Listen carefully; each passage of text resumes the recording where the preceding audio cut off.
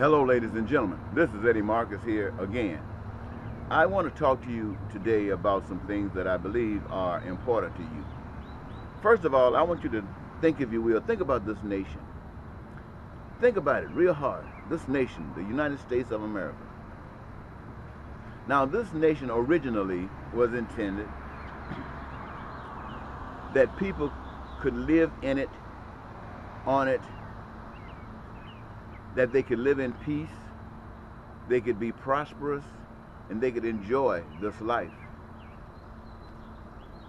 To that, this nation has failed. That does not happen. In order for it to happen, it would have to follow a plan by the Creator. A plan for peace, a plan for prosperity, a plan for joy. When we think of the world, as I've indicated, we're talking about man's idea of how things should be done. And when we talk about God, we're talking about the way the Creator designed things to be done. And this is a question because we as human beings got a choice. So we know that the nation has decided not to listen to God. And now we talk about the church. The church is an institution that basically is designed to represent God and God's way, God's thoughts, and God's ideas, and God's plans, and God's love. That's the church's role here on earth. You got man coming up with how you do this, and you got the church saying, God say do it this way. And it's going to be one way or the other. It's either going to be man's way. Man says it's going to be his way because he passed laws that if you don't do it his way, he can arrest you, put you in jail. And he can only do these things because the church failed so long ago. They never should have gotten to this point. Be that as it may, the church is supposed to still represent what is God's way. So the people will always know the world's way, man's way, God's way. Well, the church doesn't do that now. They got a 501c3, and these are laws that governs people who receive tax exemptions from the government. And so these guys have applied, stating that they would follow the rules and dictates of the system. And so that's what they're doing. They don't tell the world that God's way is different. They don't tell the world that God is against killing and lying and cheating people and poverty and crime. They don't tell the world that. They just go to church and tell you Bible stories and get your money and build a bigger church and take up some food baskets and act like they're doing something for you. That's the devil. Somebody say, well, if you gave a piece of bread with a hungry man, you're doing God's work. Yeah, you're doing God's work if that piece of bread that you gave him covered up the fact of your whole life of giving to take away from it. Anyway, so the church has turned its back on God. Now we have the people. I think that's all left. You got the world, you got the church, and you got the people. The people, every last one of them want to be at peace. Every last one of them want to be prosperous. Every last one of them want to be joyous in this living. Not a single one want to be without food or clothing or shelter or health care or education. Not a single one of them want to be without a career of their own choosing. Not a single one. I've just described to you the will of the whole people. But you can never tell by their actions. Their actions mean that they are not in control. They are being led by something else. They have been confused and still confused, and they're just going with whatever wind blows hardest today. And the reason that they do this is because they are disconnected with God. When you heard in the Bible say that on the day that you eat of this fruit, that you will surely die, what he's basically saying, on the day that you try something else is the day that you will lose all knowledge of me. And so that's what the world has done. They've tried something else. They've lost all knowledge of God. And all this effort of going to churches and stuff like this has nothing to do with God. In fact, it has to do with a realization that you don't know God. So what am I saying? I'm saying the people have failed God. So the nation, the church, and the people have all failed God. But the amazing thing is that you don't have to stay in that status. You can change whenever you want.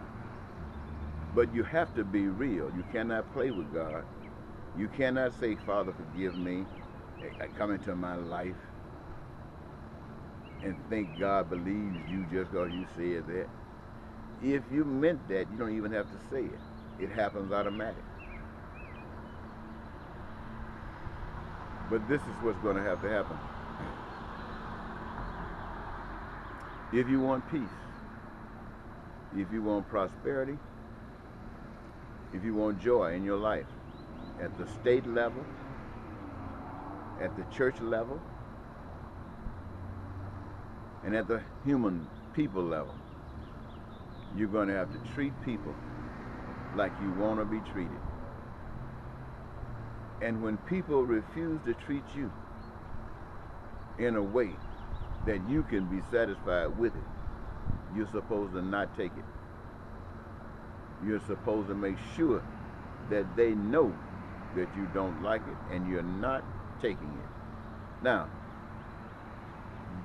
the world's way of dealing with this is violence. In God's way, it's love. It's just refusing to oblige that which is wrong. And really, really ready to give up your life before you do it. And the only reason you can give up your life before you do that is because you know the truth. If you won't give up your life for the truth, it's because you don't know God. So I'm saying to all of the people on the face of the earth, unless you are committed your life to bring peace and prosperity and joy to everybody on the face of the earth, you don't know God. You might have a picture of it based upon what somebody was saying, but you don't know God. You don't know. So I'm saying to all of us who are in America, who are well educated, who are bishops and CEOs and lawyers and judges, teachers, and architects, and singers and dancers, social workers. We don't know God. We are following the system that was given to us when we came onto the face of this earth.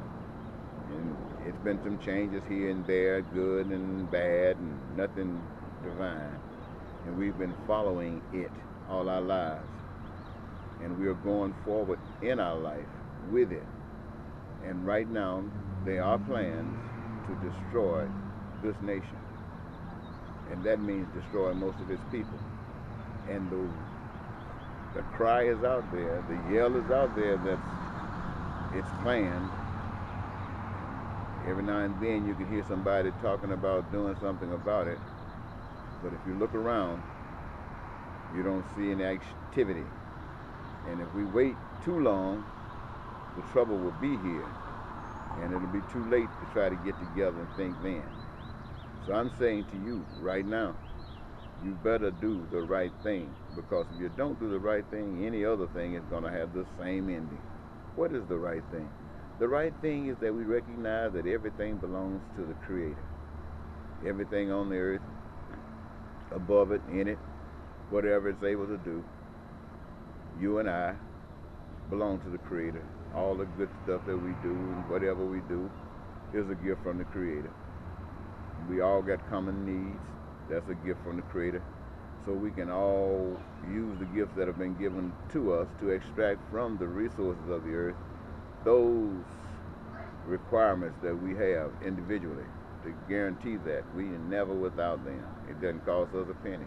And in fact, it's a joy to be alive to do it. So that gets rid of all of the banks, that gets rid of all the debt, that gets rid of all the credit. We're free from that now, based upon that theory alone. Having achieved that, now we are all involved in something that's mandatory through life. And yet, God is constantly bringing new knowledge into this arena. Knowledge to take us steps higher, that will keep us going forward and not having to kill anybody, not trying to be God over anybody.